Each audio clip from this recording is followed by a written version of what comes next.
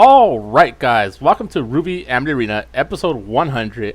Today is finally the day I've reached 100 episodes, and I want to thank you guys for sticking around, whether you're new, you're old, or whatever. Just thank you for supporting me, giving me positive feedback, even the negative feedback. It's all constructive criticism that helps me improve the channel. When I started this channel, it was just League of Legends and Rust. It wasn't really meant for much except for me and my friends to watch the highlights that were recorded on my end. It wasn't supposed to, grow in a sense. It wasn't meant to grab attention or anything like that. And then Amity Arena came out, and things kind of changed. It was first me just playing Amity Arena, and I figured, man, I really enjoy this game. Why don't I just take my battles, upload them to YouTube, and see what happens? And then here we are, 7.5 months later. We are sitting at 184 subscribers as of this moment. We're 16 away from 200, which is pretty big deal. Well, for me, it's a big deal for me. I'm a small channel. But anyways, what I wanted to do today was something different that I haven't done before. Episode 100 is going to be special in the sense that it's not going to be just me battling 3-4 battles, upload it to YouTube, and call it an episode. Today, I wanted to make a tier list of what I thought the tier list should be about. It's my vision of 7.5 months of experience. It's not the tier list to end all tier lists. It's not an official tier list that was released by, say, a voted community or the official developers, but developers usually never make tier lists. This is what I think the tier list is right now after the latest patch in July. We're still in July. The way this tier list works is, the S ranks are the game changers. They completely broke this game with their release. They could change the entire meta on their own, the single cards. And then, the bottom of the list is usually the worst cards that had their roles fulfilled by something higher on the list. The center or the middle rankings are the units that are the most balanced, per se, that they have the least amount of faults. The higher up they are in the list, the more pros they will have and the less cons they'll have. The lower on the list is probably the more cons they'll have and less pros they'll have, which would make sense why they're so good, they're so bad, and determine their ranking, at least in my opinion. So without further ado, this is 74 units I'm going over right now. Actually, I need to double check that. We might be at 75. Maybe even 76, because I know for sure I made this tier list a week ago, and the Argus shield was not out yet. So, starting off with the S ranks, Ice Flower, still the best card in the game. The description says it freezes for 4 seconds, but the description is wrong. It actually freezes for 2 seconds. Initial 2 seconds for the circle, and then an additional shot is every additional shot is also a 2-second stun. Before, the initial freeze was 4 seconds, and each shot was 4 seconds. So you can be frozen for up to 5 to 6 seconds total. The description needs to be updated. Your total freeze could be up to 4 seconds, but if you're only hit with one part, you're only frozen for 2 seconds. At least this was changed 2 months ago, I believe. She does 236 total chip damage to towers. When she attacks a unit, she slows them by 40% attack and movement speed. That's a big deal. That's just like so much in one. Like, this unit is just overloaded. Her one con is she has a small health pool that's even lower than a regular sniper rubies, even though that's the unit she's based off of. She's been nerfed, I believe, twice now. Still the best unit in the game. Shadow Blake, 3 aura, short skill cooldown, can taunt with her clones, fast attack speed, have great potential to survive and cause headaches for your opponent. Just like you know those matches where a enemy can summon like 2, possibly even a 3rd Shadow Blake, and they just keep jumping around. You just can't get them because they provide a lot of frontline support with Ursas or like who. When I think of tanks, I could really always think of just Ursa as like the most tank of them all, tankiest tank. Her con is a very small health pool. She can be one shot by a small handful of units that if they manage to reach her. Her damage alone is actually pretty low, and she's a single target unit. No AoE in her skills. Cinder, fastest attack speed in the game, really long attack range, making her one of the safest units if you can place any type of units in front of her. Something about her description is also off. Her description says 7.5 range. The central tower says it has a range of 7.5 also. If you think about it, one of those two descriptions is wrong. You can't have a 7.5 and a 7.5 and both of them not hit each other. Only Cinder hits the tower. The tower does not hit Cinder back. So either Cinder is just slightly above at 7.6, or main tower is actually slightly below at 7.4. But one of them is off. Go ahead and check your for yourselves in game. Check out Cinder's range and check the central tower's range. They're both 7.5.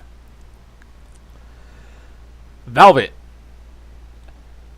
Okay, a card that can be any card in the game is obviously going to be in the S ranks because she can be an S rank unit. This means also she could be an A or B or C, D, whatever unit you can you want to copy. She can copy every S rank unit because they're all single humanoid units, so she's able to copy them. She can't copy multi summon units or structures. But anyways, Velvet is an S rank because she's all cards and every card in the game. Her only con is she costs 1 more aura than other cards. It's not a big deal, especially with a lot of cards costing a low amount of aura. So paying 1 extra really doesn't slow you down. Now to the A ranks. Now the A ranks, if the S rank units break the game or completely change the meta with their release, then the A ranks are just strong enough to not change or break the meta, but they're still stronger than the average cards. Or not necessarily stronger, just even better than the average card. Let's start with item Taurus. Extremely low skill cooldown that gets lower when you put more levels into him. He starts off at 6-second cooldown. Every level reduces 0.5. So at max level, you can have his skill at a 4-second cooldown. Extremely fast attack per second, sitting at 0.8 attacks a second. Fast deploy time, sitting at 0.5 seconds. Does not have a reduced damage to turrets. If you notice, units that have a jump, Crow, Ribbon Blake, Bumblebee, all of those have reduced damage to turrets because they have access to a mobility skill. Shadow Blake and Adam actually don't have this restriction, even though they can jump.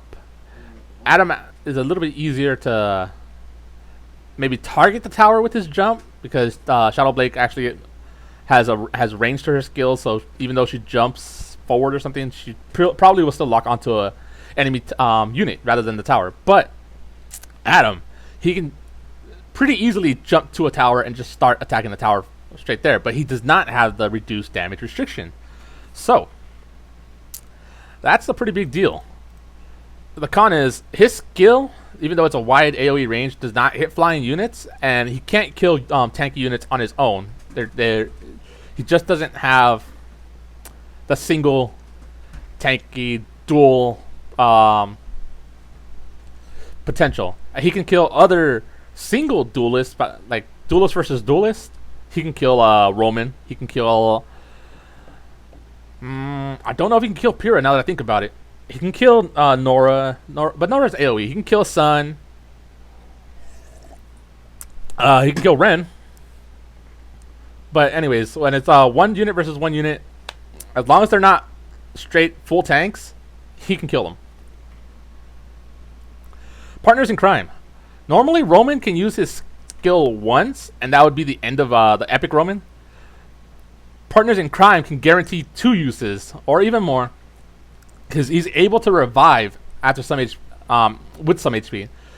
Use the skill once, grab anything you can, hopefully an epic ranged unit, Blake, Cinder, Sniper Ruby, Rocket Yang, something with range that's already hard to grab, and then let yourself die once, revive, and then go back for a second grab because your skill is probably going to be back up by the time you walk across. His con is he has slightly lower stun duration. Partners in Crime has a 2.1 second stun at level 1 when Epic Roman has a 2.4 second stun. Even though level 4 Roman is equivalent to a level 1 Partners in Crime. Also, Partners in Crime has a longer cooldown at 15 seconds compared to level 4 Epic Roman at 13.5. So Epic Roman's skill is up more often and stuns for just a tiny bit longer. But having that revive is a big deal because 2 skill uses is still better than 1. Not to mention, he hits hard. Ice 3 aura, 4 second AoE stun, making her the longest stun in the game. Not to be confused with Fox's 6 second confusion, because confusion still allows the units to walk around and not be clumped. It actually spreads out the units, while Ice freezes them in place and sets up AoE skills. Her con is a very low health pool and very low DPS, so she's not meant to go out and fight. You need something to help clean up the units she's froze. Boneless John. Before I actually talk about his pros and cons, when I made this tier list, I talked to a few of the pros. I talked to Drifted. I talked to Porter, and both of them have agreed that, and a lot of, actually, I think, who else have I talked to? I talked to Big Papa Savage, I believe, and I've seen for myself that everybody in the higher ranks is now running Boneless John. This 2 aura high heal Boneless John actually might be better placed in the S rank than the A ranks. He just so much, value for 2 aura now. At 4 aura, he was too expensive. 3 aura, he might have just been just right, but 2 aura for the amount of he heals and his potential to heal so many units, especially swarms. The more units he's actually healing, the better. But all right, let's go with his pros now. 2 aura, he's the only healer unit in the game. Heal is AoE based, so no limit on the amount he can heal. It's not like a click and drag to 1 unit, he'll heal that 1 unit. No, it's everything inside a circle. He's invincible while his skill is active, so if you don't kill him before he activates his skill, you can't stop it. Okay, his con is one of the worst units stat-wise, so he's not used for combat. At best, he's a meat shield, but that's okay. You don't want him for his stats. You want him for his skill.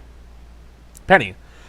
Global skill range. Deals the most damage of all global skills. Once skill is activated, it can't be stopped, just like Boneless John. Stats aren't great for 4 aura, but again, with the prevalence of structures now, especially with Argus Shield, you need global skills in this game so bad now to stop all these structures, these ranged units. I saw yesterday, I believe it was Rain Buckets posted on, I'm sorry if it wasn't Rain Buckets, and I'll try to find credit where credit is due. How this game favors defense, and that's so true right now. I always felt like melee units were just awful in this game, and that's why I played them, because it was not the meta. I don't feel like running the decks everybody sees, the Cinder, Shadow Blake, Neon Cat decks that are out there. They're everywhere. I don't feel the meta is just not fun for me. So I went with an all melee based deck, and I struggle. My matches are harder than they probably have to be, but that's what makes the game so enjoyable. That this game is so hard, but I'm persevering. And what Rain Buckets has pointed out is that melee units, they have some sort of restriction that actually I'll save that for the end. I'm in the middle of my tier list. I can't keep wandering off like this. I'll come back to that. I'll save that for the end. Neptune. 3 aura, stun on summon, ranged unit with small AoE. Con, fast move speed. This is a con because he oftentimes ends up running ahead of my melee units. Like I summoned my deck example, AK-130s, and then I might summon Neptune, depending on the situation. Just for example's sake, say something happened where I had to summon my Neptune with them. Neptune will run ahead of my AKs and start being the tank because he's so fast. So his speed is actually a downfall sometimes. He's got a low attack speed at, I believe it's 1.6 to 1.7, and damage. He's got not that great of damage. He could eventually do quite a bit of damage to towers or structures if he runs at it full health, because every time he hits it, it's stunned for a little bit, so the tower can't kill him right away. Glinda can summon a turret that is very strong, can sometimes get a second turret up. Her attack damage is not that bad. Con, very slow attack speed. She can sometimes not attack due to her targets dying, making her attack have to reset without ever launching it. A problem I've had with Glinda for a really long time now is that if she's fighting swarms, when she locks onto a swarm, any single unit, that unit dies. She'll take a while to change targets, and then she'll have to wind up her attack again. And if that little swarm target dies, it'll take a while for her to retarget, and then she has a big wind up again. She's the only unit that has, or she's a unit that has the longest wind up in the game, so it takes her really long to launch her attack, even though her attack speed, I don't remember what it's at, but say say she shares the same attack speed with Sniper RWBY. Glinda will still attack slower because she has a long animation. Sniper RWBY just fires, but Glinda has to arc back and then go forward, and the projectile won't leave Glinda until she's fully done her animation. Who's next? Crow. Global teleport, AoE attack, good health pool, okay cooldown on skill, very slow attack speed, and can be pulled by, say, a Roman or shot or pushed by a Rocket Yang to activate the main tower.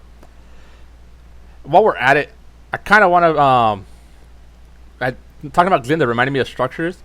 Neon Cat actually has no counter, or you cannot counter Neon Cat for an equivalent aura. There's no 2-structure aura. Anytime you want to stop a Neon Cat, you always go aura negative. The lowest tower structure in the game is 3 aura, meaning the Den and the what is the other one? The Elysian laser beam, I believe it's called. Something like that.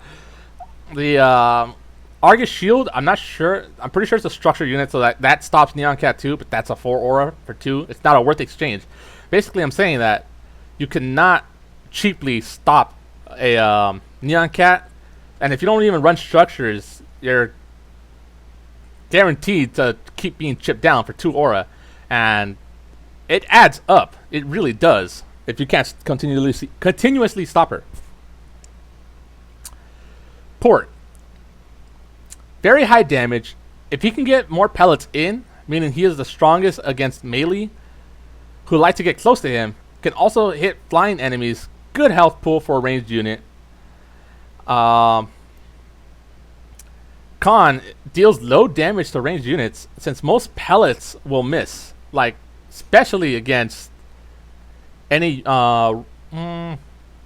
No, because he'll walk up to a certain point. So anything he's attacking at his maximum range will usually only get hit by 2 pellets. Maybe if you're lucky, 3 if they're a bit wider.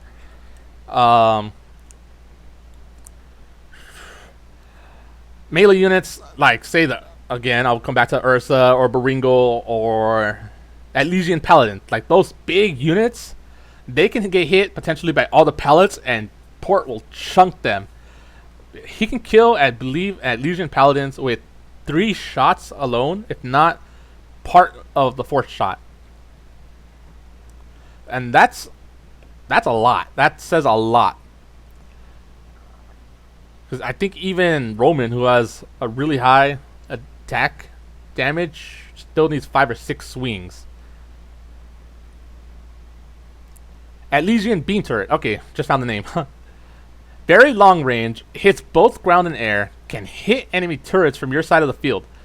Easy to chip down with global skill due to it being stationary, but if you don't have, say, a global skill like Penny or Zwei or Cinder,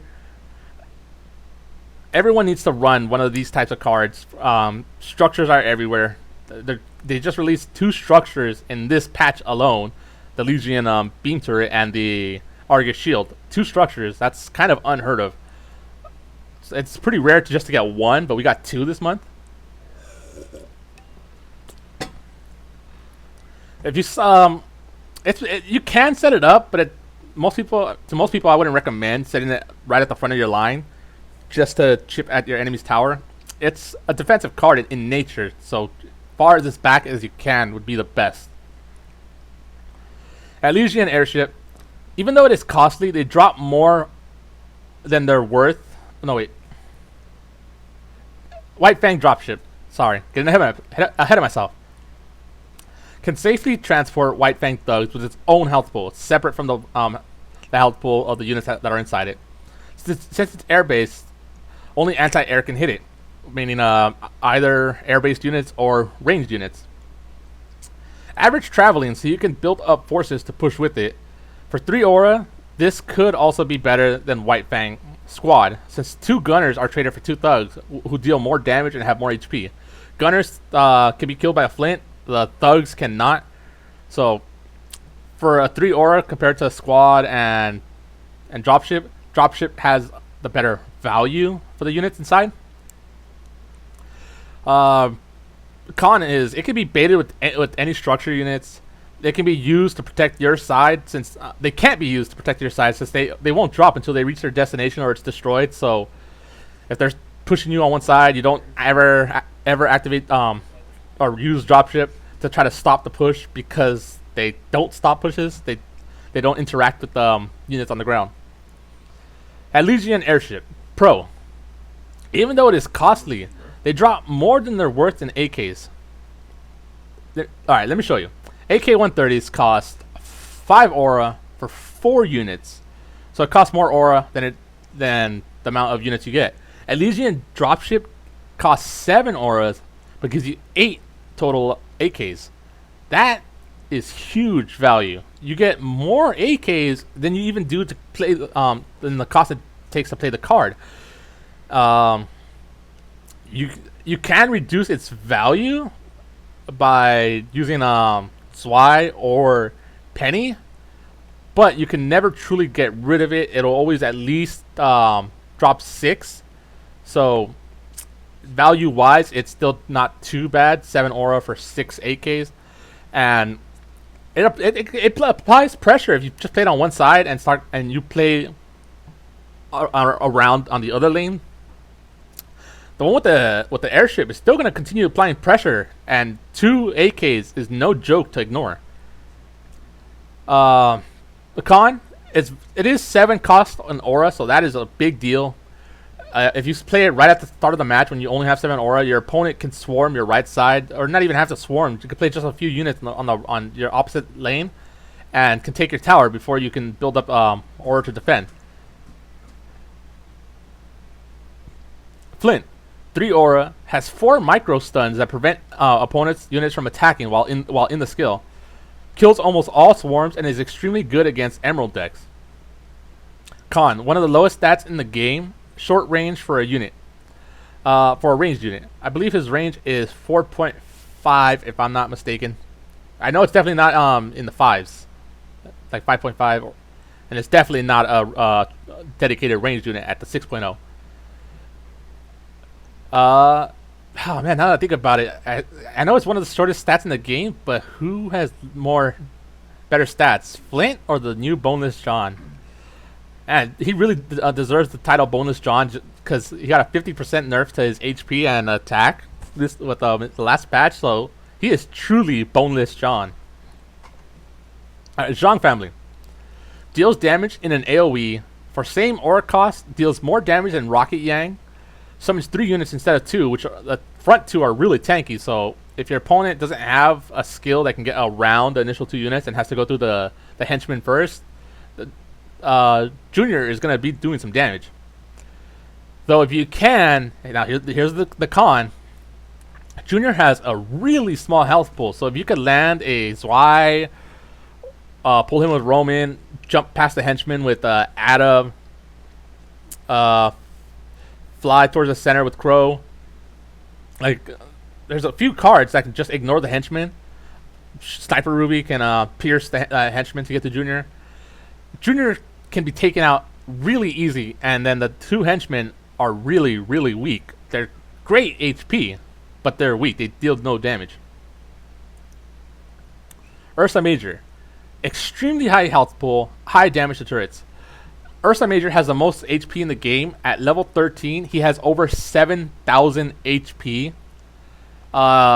His only con is he can be distracted by a tower, and he can't defend himself. So if you place a structure in the center of your lane, then both towers are going to be shooting at him along with whatever structure it was. As long as it's not an Argus shield, it will attack him. Have 3 structures, and then any units you place will also attack him. So Ursa push by itself, not a good idea. Always play something with your Ursa. That's his biggest con. Cannot defend himself. And being a slow unit means that there is sufficient time to beat on him. Ravagers. 1 aura for 5 units. Fast move speed. Good damage for their cost. Any skill that does damage will kill them. Like, even Carmine, the lowest skill damage in the game, can kill Ravagers. I don't believe Ravagers should cost 1 aura just because how good they are. They at minimum cost 2. It is way too easy to place down units and then just throw down Ravagers, especially during the double aura time. It takes half a second to generate 1 aura, maybe 1 second to generate 1 aura. But the Ravagers, they don't slow you down. They're just too good. Beowulf Pack. They're fast, they're individually strong, and decent health pool. Your opponent might not always have a card in their opening hand to react to or completely stop a Beowulf Pack rush, especially if your opponent starts off with like a Beowulf Pack and Ice Weiss as their opening move, and you don't have anything prepared to stop the Ice Weiss, and your tower is just gone at the start of the match. Con, tower only aggro, so again they cannot defend themselves. They have to be played with the support. Not have to, actually, now that I think about it, because if they play Ice Weiss, then you gotta pray you started with something that could stop the Ice Weiss. If they don't play support with the boneless, now that I think about it, Boneless John does work really well with the Beowulf Pack, the new Boneless John. But if they don't play anything with the Beowulf Pack, you could potentially stop them while taking a few hits. Their con is, again, only tower aggro. You could place a tower in the center, and they'll all be pulled towards the center, and both towers will beat on them again. Same as the Ursa. Alright, for the next 3, I'm going to talk about the White Fang Thugs, White Fang Gunners, and the White Fang Squad all in one, because they're all exactly the same units, except one of them is just bunched up together. Extremely low cost and can cycle your deck very quickly. They're strong for their cost, especially at at 2 aura. Can easily split push without support. Their only con is they have low health and susceptible to AoE attacks. Most AoE attacks in this game can kill the White Fangs trio, the trio of cards. The only one that I can think of that doesn't is Carmine and Flint, who the thugs will survive the Flint. But at the same time, you're not using your range skills on just 2 aura, because most range skills come from 3 to 4 aura cards. So you might be going aura negative to use your 4 aura to stop a 2 aura push.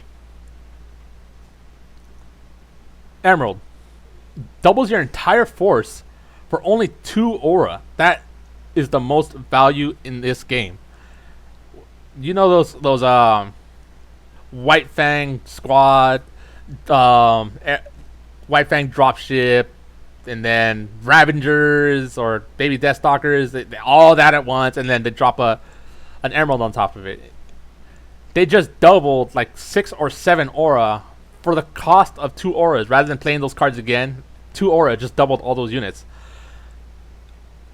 And you'll say something like, oh, but they only have 1 HP, or they can be killed in one skill. But that's already true for those units. They were already gonna die to one skill. So that makes the dupes almost like true copies.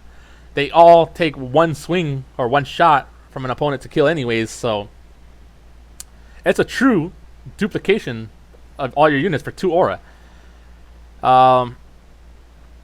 Con is very few cards can wipe out the entire pushes, like Cinder's skill. Huge Circle can get everything in there. Flint, if you can react fast enough to the duplications, you can take out the entire duplication side and some of the real copies.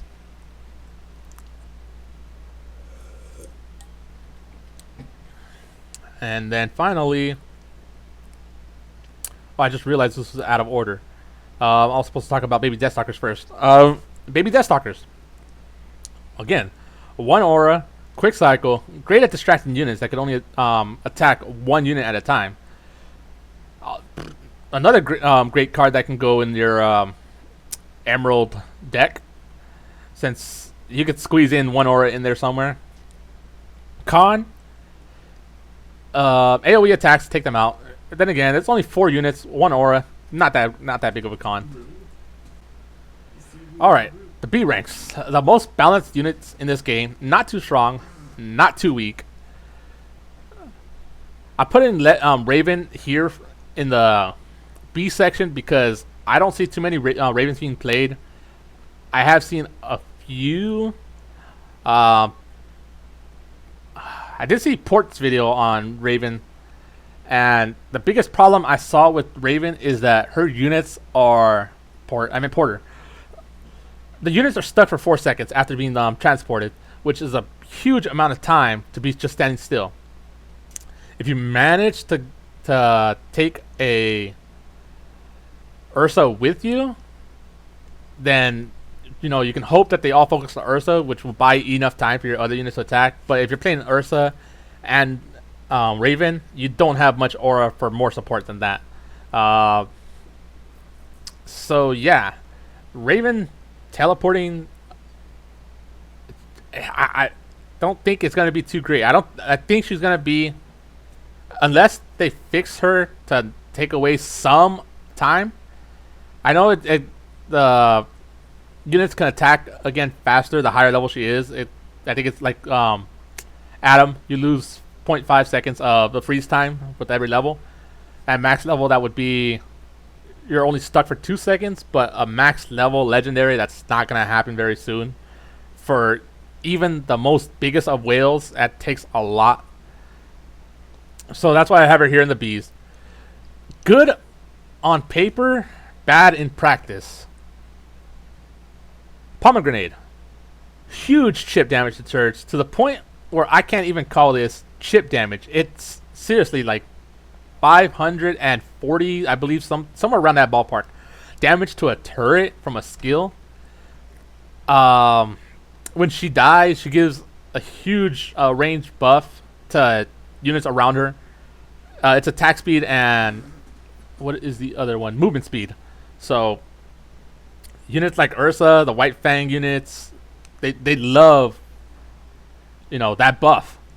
Con is she is 6 aura. It's really expensive to play her, and her skill can be interrupted. If your 6 aura unit just got their skill interrupted, that's a huge blow. Tyrion. On death, his poison is in a big AoE around him, making it a good thing for this unit to die. Like I just talked about Pomegranate and Tyrion. Those two units, aside from one more, Petra Gigas, you want these units to die. You get a bonus for them dying. Tyrion, though, has a con of against ranged unit. If he dies outside the range, because I believe his death circle is a 5 range, maybe a 5.5. 5.5 units and 6.0 ranged units can safely kill Tyrion outside of his poison range, so they're not affected by his death poison. Pyrrha, very tanky and high damage per hit. A melee with a skill that can hit flying targets in an AoE. I believe she's the only melee unit that's pure melee. No, I guess there's no such thing as a melee ranged unit, but she's the only melee unit that has a range that can hit a skill that can hit flying units, and can also kill ranged units due to how pretty decent her skill range is. Con is she doesn't handle swarms well after her skill is on cooldown, and a very slow attack speed. Great health pool though.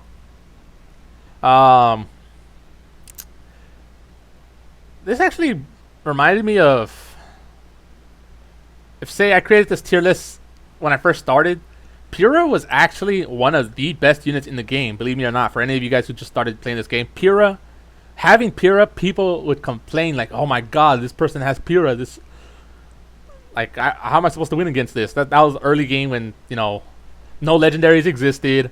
Not as many people had every epic in the game.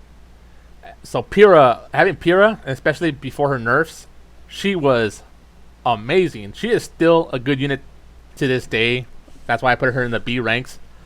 But she suffers from being a melee unit in a range chip damage meta.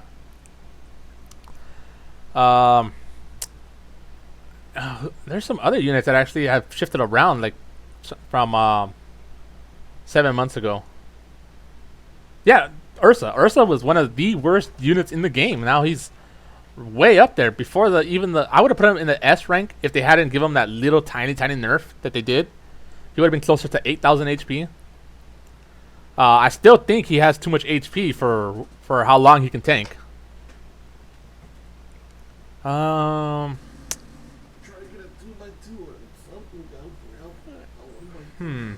Okay, I think that's the only unit that got a big shift in meta. Okay, Fox, 3 aura, 6-second confusion, making it the longest crowd control in the game. You must play another unit with Fox if you want to actually accomplish something, because 6-second confusion deals no damage. If you confuse them on your side of the field, then maybe your turrets can kill a few of the units, depending on how tanky those units are. But you have to play something with Fox in order to make his skill, you know, do something aside from just buying a little bit of time. Now that I think about it, in overtime or double overtime, a 6-second confusion for 3 aura, you can buy your aura back. You can buy time and for your aura to come back, and then some for 6 seconds. So he's got value. Baringo. Tanky, has an AoE jump and on an okay cooldown. Attacks have AoE. His con is really high aura cost, no defense against flying units. For 7 aura and he can't defend himself against flying units, he has trouble with Ravagers, the Lancers, stuff like that. But he can handle swarms really good. He has a pretty good connection rate to towers due to his jump. So that's why he's in the Bs. I would have put him, if he didn't have the jump, I definitely would have put him in the Cs. Nora. All around decent stats. Could be better still. AoE damage, fast movement speed, and a decent skill range. Doesn't fit in the meta. Long cooldown on skill. Before all these buffs, I definitely would have put Nora even in the Ds. With all the units being released, she's an okay support now, but back then there wasn't very many combos you could have made with her. She was like really, really bad and like extremely bad stats. I would have easily put her in my D ranks 7 months ago, 7.5. Sun, easy access to turrets with his skill, low health, high aura cost. That's his con. Another unit that would have been down there in the Cs or Ds is Sun. If he didn't get his turret damage increase and range increase, definitely would have put Sun in the Cs or Ds. Sniper RWBY, long range piercing skill, decent attack speed, a ranged unit. Con, low health pool, DPS could be better. Skill shot is really narrow. But the skill shot is a pierce, so it could still work on non-swarm mid-health units. Definitely not that great against swarms unless shot at an angle, so it doesn't, if the first shot pierces, it kills the enemies. A second shot's got nothing to shoot at, so if you shoot it at an angle while the units are walking, the bullets are going like this, the units are walking up, it can hit more. But that overcomplicates things. Rocky Yang, ranged AoE skill with actually big damage, great against swarms with her also AoE attacks. Con is 5 aura, making her one of the most expensive ranged units. Low health pool, shorter than average range, sitting at 5.5 when the average range for ranged units is a 6.0. Roman, long range stun, I should say. The only unit to pull enemy units closer. Very high DPS and a very not a very good, but a good health pool. His con is he's a single target master. Like skill only targets a single unit. Attack only a single unit. Average move speed and really bad against flying units because not very fast move speed means flying units have a long time to attack him before he reaches the enemy tower. Mercury, 2 aura, global AoE stun. Global means anywhere on the field he could stun him. The travel time is not bad either. I think it's a little bit faster than Cinder's. Cinder skill, not Cinder stun. Not that she has one. Bad stats even for 2 aura. Kicks back after every hit, so he gets less hits in. Say if the unit was not focusing Mercury, every time he attacks someone, he kicks off them, so he has to travel again to go hit him again. But then again, this is not a combatant unit. You just want him for his skill. I think he officially might have the worst stats in the game. Queen Lancer, a very tanky airborne unit, produces more units over time. Produces actually Lancers if I want to get specific. Only goes for towers. On death creates lots of Lancers. Her con is really, really bad DPS for being 8 aura. I put con for slow moving, but now that I think about it, that's great for her. Means you can build up more units. You can spawn more units because it takes longer for her to travel. On death creates 4 Lancers. It's just she is a really great unit now after her buffs, but 8 aura is kind of hard to justify, but that's why I have her in the Bs, because she is a really great unit. Just her aura cost is very. You need dedication. You're either all in or you're gonna get hurting. Neo can get lucky, and the turret will be the one to break her shield, allowing her to jump all the way past units and go straight for towers. A very high DPS that gets higher when her shield is broken. Con is she's bad against swarms. No control over who or what she will jump with to. So even if she does make it onto the other side of the field where a tower can hit her, and you place her in the middle of you place a swarm around her, one of the swarm units can break her shield, making it so she doesn't jump to the tower. She just jumps to one of the swarm units, and you sacrifice the swarm unit, which is okay. That's why. Big upfront area damage, knockback effect, skill hits both flying and ground units. Very bad health pool for cost. Longest deploy time in the game, sitting at 1.5 seconds. The average deploy time for a unit is 1.5. The quick units are 0.5, and Zwei is the only unit to have a 1.5 second deploy time in this game. Now that I think about it, the what is it called? The Lancer Queen is based off of, I forgot that flying dragon name in Clash Royale. It's a tank that when destroyed summons a bunch of little units just like the Lancer Queen. But that unit in Clash Royale has a 3-second deploy time, and I just realized Lancer Queen does not have that 3-second deploy time. Anyways, White Fang Watchtower releases White Fang units after being destroyed. Tower unit. It's a tower unit, so it can be used to bait tower only units.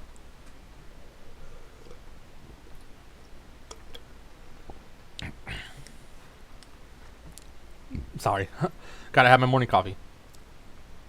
Con has the shortest range of all towers. At Legion, Beam Turret has a range of, I believe, also 5.5, which is the equivalent to the White Fang turret. But it has a maximum range of, I believe, 10? It's somewhere between 9 to 11, so that's why I'm thinking it's 10. So, White Fang Watchtower can be shot at by the likes of any 6.0 ranged unit and not be able to defend itself. Oh, you know what? I think Glinda's tower is also 5.5. So it's the two towers are the shortest range towers in the game. Because I remember that it can shoot the White Fang Gunners, who also have a 5.5, but it can't shoot 6.0. So Glinda's tower and White Fang Watchtower, they both have a 5.5 range. Old Man Shopkeep. If opponent has no global damage, you're going to have an easy time building up aura. You'll have 2, maybe even 3 Shopkeeps up at the same time because your opponent just doesn't have any way to deal with them. That's why I mentioned that you got to have a Zwei or a Penny in your deck these days. If opponent does have a Penny or a Zwei, you can see yourself going aura negative instead of positive, because if you include the chip damage that a Penny could do along with destroying the Shopkeep and hitting a tower, you're getting value out of your Penny. You're giving your opponent some value. So another thing I wanted to talk about that's unrelated to the tier list, but actually could affect the Shopkeep, is in Clash Royale, the Shopkeep is the equivalent to an Elixir Collector. But Clash Royale has a coding in that the Elixir Collector cannot start in your opening hand ever. That's part of the code. It's part of the design of the game, because starting with an Elixir Collector, they realize it is too strong. It gives your that player way too big an advantage. The Amity Arena does not have this coding or safety net in place. Your opponent can start with an Old Man Shopkeep and then just generate fast aura at the start of the match. That could really put them ahead. I really do think that should be a safety net. Old Man Shopkeep cannot start in your starting hand, so that way it makes the game a little more fair. that your opponent does not just start off generating elixir at start. Because even then, if you do have a Penny or Zwei, if you don't start with that in your opening hand, but your opponent has Old Man Shockkeep, you have to cycle to your Penny or Zwei, so you can then start dealing damage. By then, they've already gotten their aura's worth out of the card. Alright, Nolan. 1 aura and a stunner. You couldn't ask for anything more out of 1 aura. For 1 aura, he has the best attack damage in the game. For example, at level 8, Nolan has 196 damage. Let's just say he has 200 because it's only 400 off. 4 off. So 1 aura, 200 damage. If you cost a 2 aura, you would have to double that to 400 damage. 3 aura, 600. 4 aura, 800. 5 aura, 1000. This is huge for 1 aura, 200 damage. His stats are not bad for 1 aura. The thing that hurts him the most is his attack speed. His attack is the slowest in the game, being at 2.1. Even the White Fang Lieutenant has a 2.0 attack speed. The Spider Droid has a 2.0 attack speed. Nolan has the slowest attack speed in the game, which in turn drastically reduces his DPS, damage per second.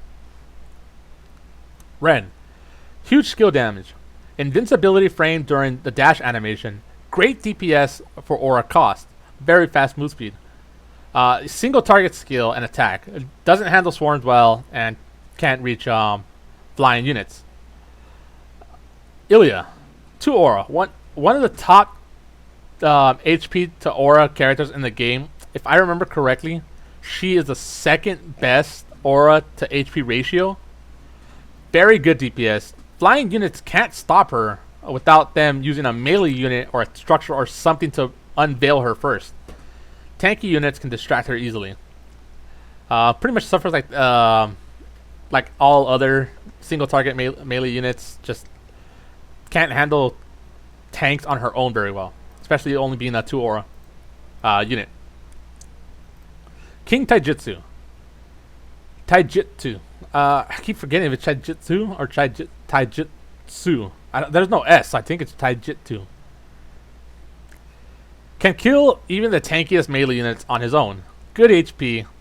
Can still attack while a skill is being used. Technically, it's not an active skill. It's a passive skill. But even while it's being used, it could still attack and defend itself.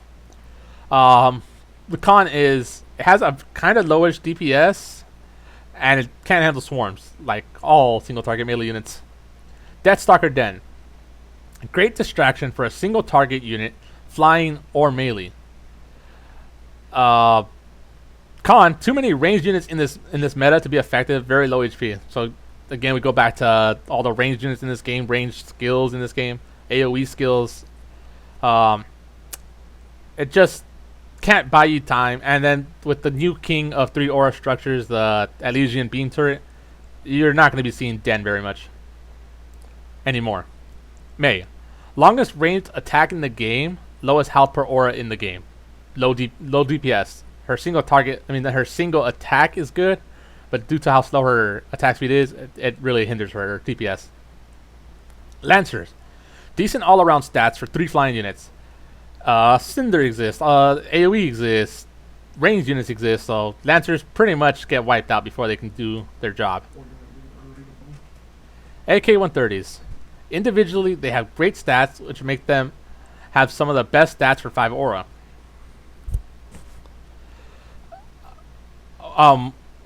Sorry, when they're all added up, not just like one unit has like the best stats in the game. It's when all the units are their health pools, their attack damage, when they're all added up for 5 aura, they have some of the best stats.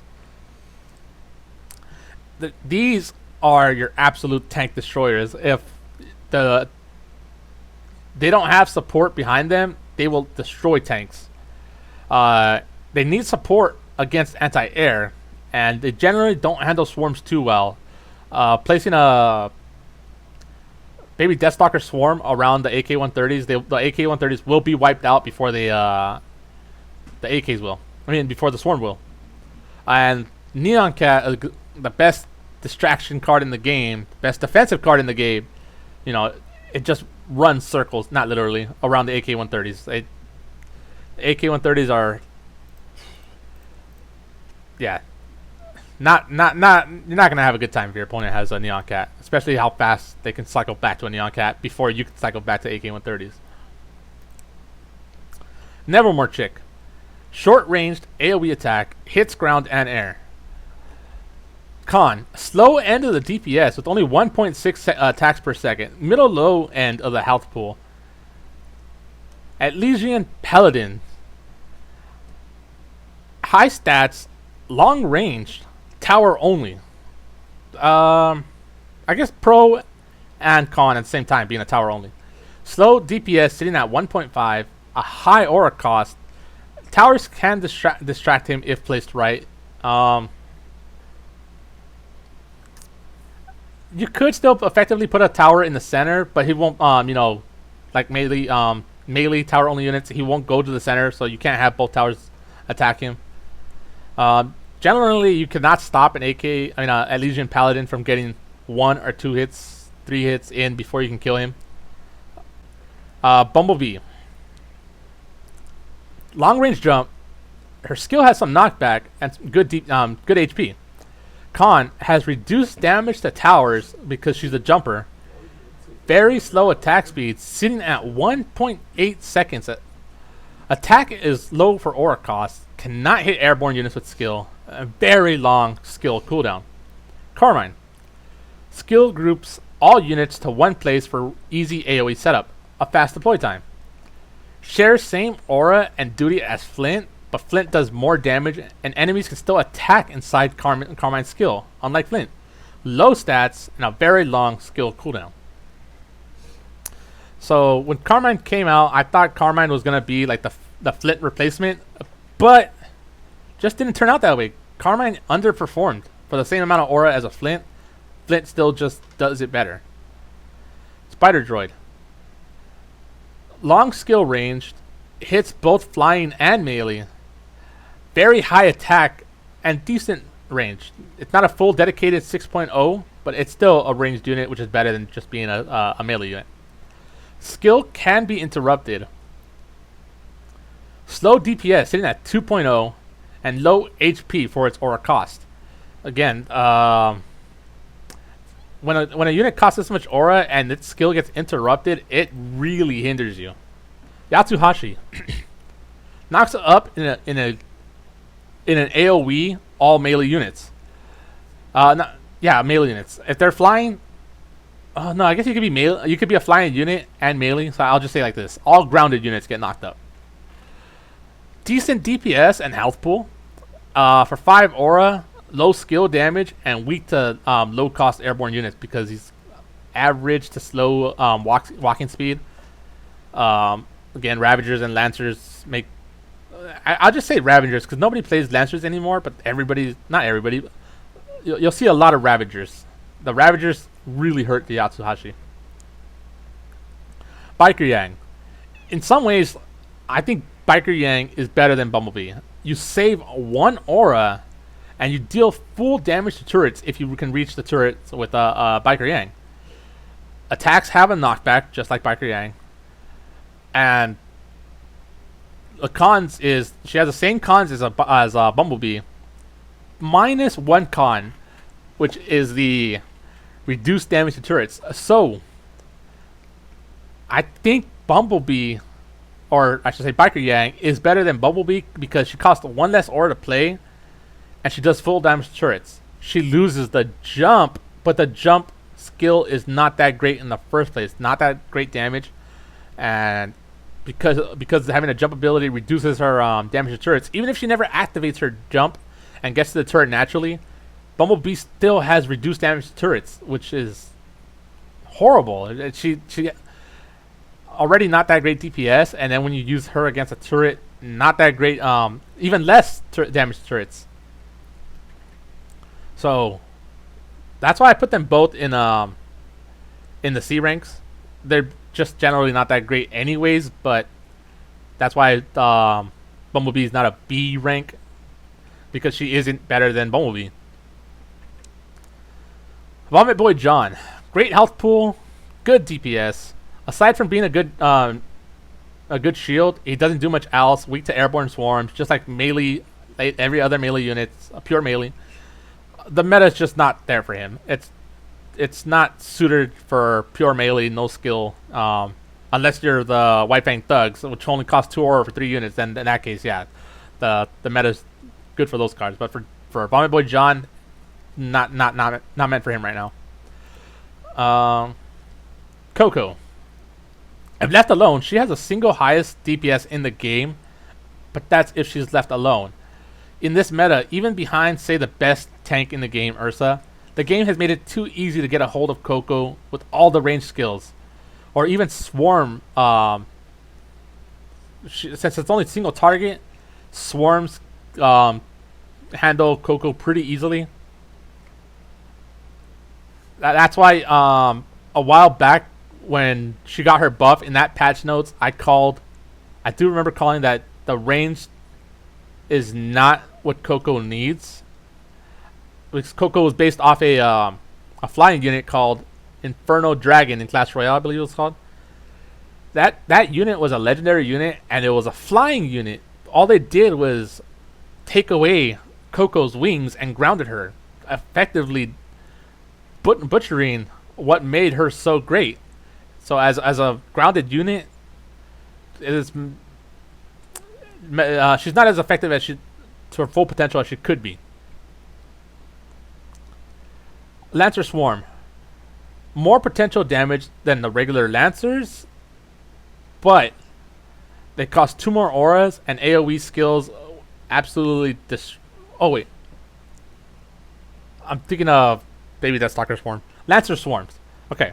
More potential damage than the regular Lancers, but same as Lancers, too many range skills. Anything that can take out the Lancer Swarms, the Lancers can take out the Lancer Swarms just as easily, but you're losing 2 more aura. There's really no reason to play the Lancer Swarms over the regular Lancers. Regular Lancers are just a safer bet if you're going to play one of the two. Feel out your opponent's deck. If they don't have Cinders or Sniper Rubies, then Lancers might have a chance in a deck, but at the moment that they have one of those in their decks, the Lancers are pretty much useless against that opponent. So that goes double for Lancer Swarms. You're paying half your aura, total aura. You can stack up to 10, and you could effectively lose that in an instant with the Lancer Swarms. Ribbon Blake, good HP and great attack. Quick deploy time sitting at 0.5 seconds. That means after you see the ribbon, once she touches down, she can move 0.5 seconds after touching the ground. Reduce damage to turrets, which is a con all jumper units have. I don't know if they have an official name. I think they're called spawn. No, not spawners. I don't know if they have official names. If they have ability to spawn in the opponent's side of the field, or jump to the opponent's side of the field. So I'm just calling them jumpers. I don't think we're ever gonna see another increase to jumpers, because it went from 40% tower damage to 60%. That's already a big deal. That made Crow up. That's what made me place Crow up in the A ranks. This was 7.5 months ago when it was 40%. Crow was again a pretty bad unit. He was just a weaker Scythe Ruby. He would have been down there in the C's. He's not a D material. It's not bad, but I don't even think he would have been worthy of C, because Scythe Ruby is, a lot better. Was a lot better for being 1 aura less. A lot less aura commitment, I should say. Yeah, I don't see them increasing it past 60%. Otherwise, jumper units are going to be absolutely broken against with Crow jumping straight to your tower in an AoE fashion, doing 70% or more damage or even full damage. I don't think it's ever going to happen. Beowulf Alpha, very fast, a big damage on his leap, high attack stat, slow DPS sitting at 1.6 seconds. I believe even the Ursa Major has a faster DPS than a Beowulf Alpha. When you consider the two types and you picture in your head that the big tanky guy attacks faster than the Beowulf Alpha, it kind of, that's kind of funny. The tower only means he can't defend himself, and tower units can distract him. Again, center tower means you got two towers beating down on the Beowulf. Beowulf Alpha. Baby Deathstalkers. The most units that you can get for one card played, Baby Deathstalker, I believe, summons 15 units.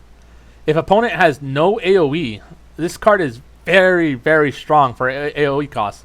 But the con is, this is the meta we're talking about. Everybody has AoE. There's a bunch of ranged units.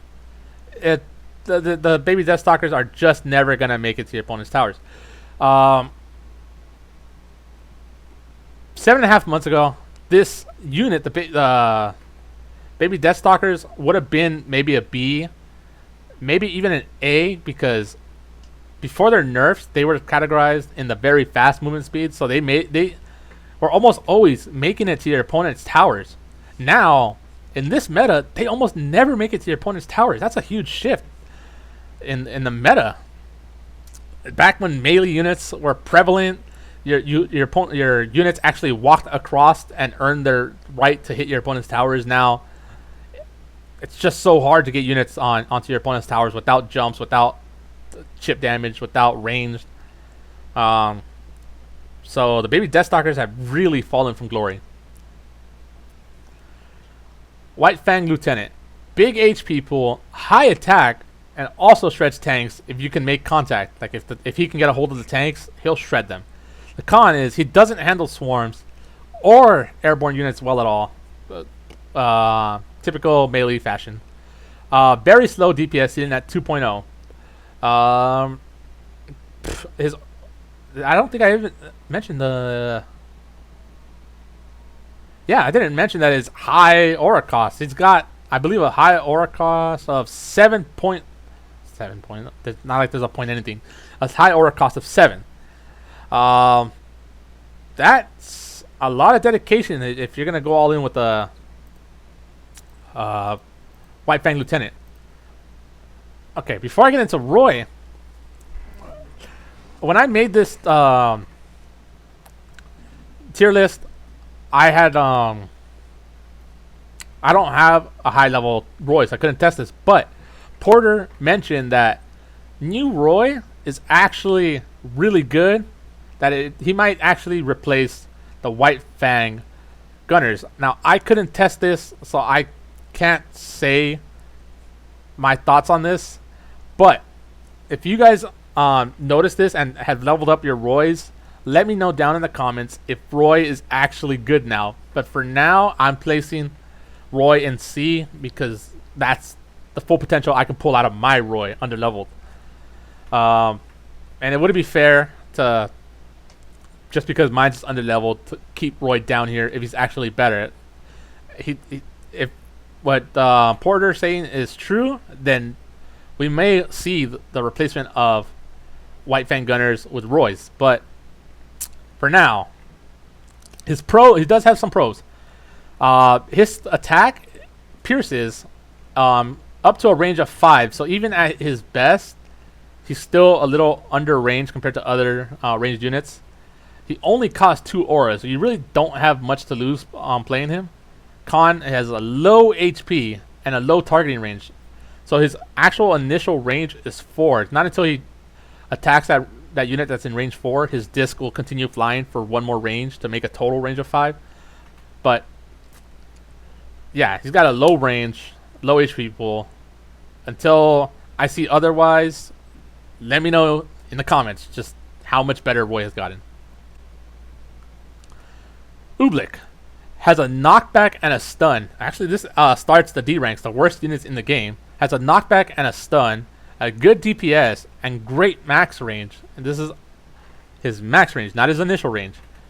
Lowish HP, slow movement speed, and a low to average range. Like, I believe his range is 4.5 or 5. So once he makes contact with someone, then the flames hit that target and pierce through. So he does have that. He does have the pierce damage that same as Roy does. But overall, he just isn't worth it right now. Tetra Gigas, high death damage and a great health pool. Problem is, he's 6 aura, low attack damage for his aura, and a low DPS on top of his low attack damage, sitting at 1.5 seconds. And with the defensive meta that we have right now, you're never going to get him to do what he's meant to do. Explode on an enemy's tower. You're just not going to get him to reach it. Alright, the Albanian Brothers. Great individual stats. If you were to imagine one Albanian Brother costing 3 aura, that means for 3 aura, he's got great stats. Very fast movement speed. They can't handle swarms or airborne units. Low DPS sitting at 1.5 seconds. The AK-130s pretty much have the same job as the Albanian Brothers, but cost 1 aura less, and you get 2 more units, meaning while they can't handle swarms that great, they could still handle them just a little bit better. The Albanian Brothers just are overshadowed by a unit better than them. If this meta wasn't so defense oriented and the Albanian Brothers could connect to towers just a little bit more often, then the Albanian Brothers would be so much better.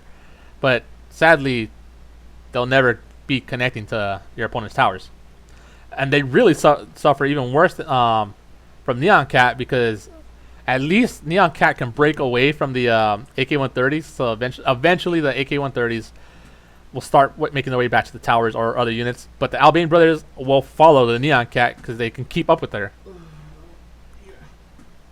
Borbotusk. Huge damage on charge skill. Great attack. Problem is, Borbotusk has 5 aura, middle to low HP, slowish DPS at 1.4 seconds. Suffers from the current meta favoring defense again, making him almost impossible to connect from enemy towers. AK 200s. I couldn't think of any pros for these guys.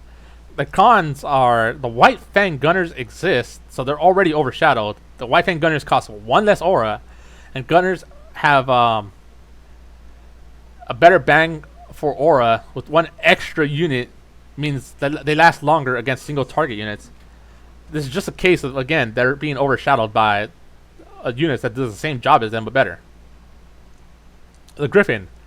Decent attack for a flying unit. That's pretty much it for a Griffon. Low DPS sitting at 1.5 seconds. Single target only. For 1 aura more, Nevermore Chick does his job better.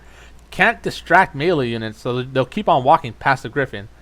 It's just another case of the D class. There's so much better units to choose from.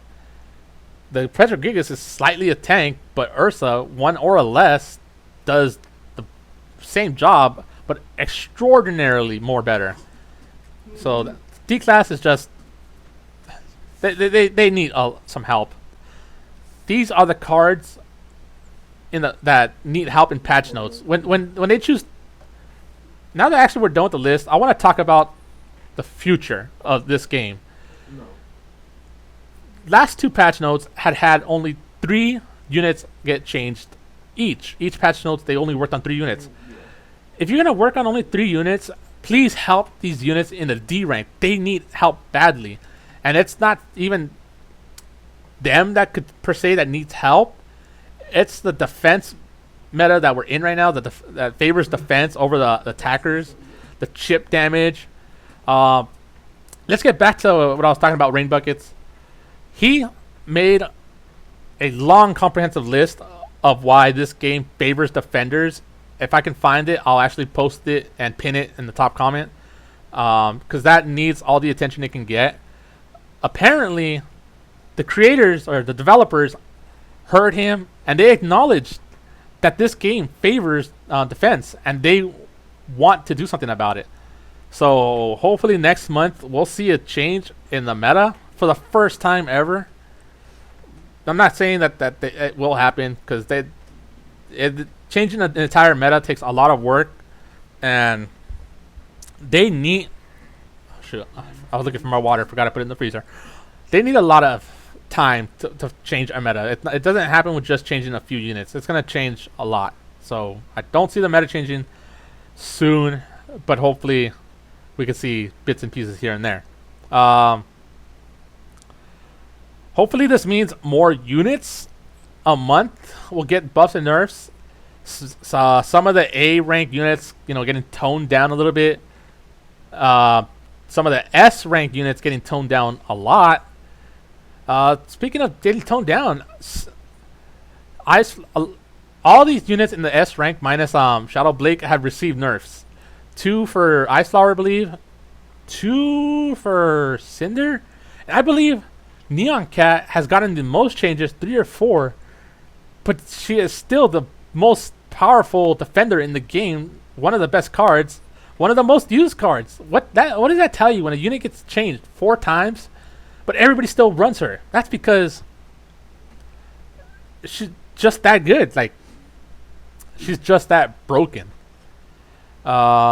Inherently, design-wise, she would need a rework. It's not about changing her numbers anymore. She'll need a rework. She'll need to be completely changed from what she is in order to fix her. They reduced her range of the taunt, but the taunt range reduction doesn't mean anything when she runs down the center of the lane. She'll connectively, that's not a word. She will connect with everything she runs by anyways, even with that taunt reduction. So that taunt reduction doesn't mean anything unless it gets reduced to 1. Right now it's at 2.5, but that 2.5 is big enough to touch everything. Yeah, I think that's pretty much it. Alright, guys. With that said, thank you for sticking around to the end. I know this is my longest RWBY Amity Arena episode ever, and it kind of had to be with going over 74 or 75 units in this game. I do want to make a quick announcement that after I'm done recording this, I will start recording Persona 5 content. It's my very first time playing Persona 5. I tried to avoid as many spoilers as I can, but because that's such a huge series for me and such a huge series in general, when it came out, I of course got spoiled in some ways or another, but for the most part, it will be a blind playthrough. I don't know very much about the game, Persona 5. And I really hope you guys join me for that experience. I'm still undecided if I want to stream it or if I want to just record it. But I probably would like to stream it. So that way you guys can be there with me while I play it. Alright, guys. This is RWBY Amity Arena episode 100. I hope you guys enjoyed today's video. If you stuck around for this end, I just want to let you guys know that this is my third time taking this, re-recording this scene. There you go. The very first 2 times, I didn't record the sound. I don't know if you guys can see it. Actually, let me see. There's a little switch right here. It was down. That means sound wasn't recording 2 times. I don't know how it got flipped down, but it did, and I lost sound twice. So this is my 3rd time recording an hour-long video. That's why this video hasn't come out sooner. I recorded it. I realized I lost my sound, and I lost motivation to go over another hour that same day. And then the next day, yesterday, it happened again, and here we are today. 3rd take. I made sure the volume was on, and now this video is happening. Now this video is getting too long. I just want to say thank you guys for sticking around. Thank you to all my subscribers. Look forward to a lot more Amity Arena videos. Now that we broke 100, I was shying away from releasing Amity Arena content because I didn't want to reach 100 too quickly. Even though it's such a big deal, I felt like, what's going to happen after episode 100, but we're finally here. I want to thank you guys. Hope you guys enjoyed today's video. Leave a like, subscribe, and comment, and I'll catch you guys in the next one. Peace.